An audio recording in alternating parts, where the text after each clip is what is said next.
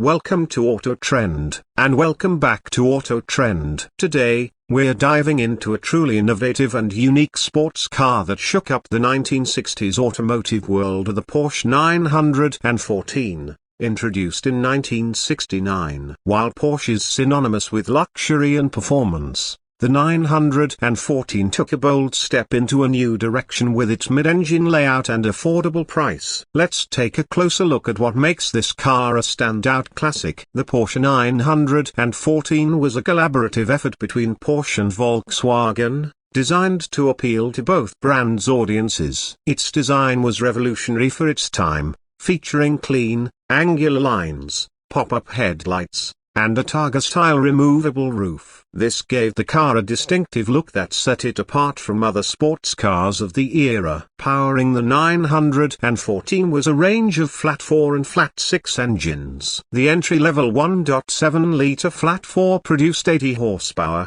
while the more performance-focused models came with a 2.0-litre flat 6 delivering up to 110 horsepower. With its lightweight body and mid-engine layout, the 914 offered exceptional handling and balance, making it a joy to drive on twisty roads.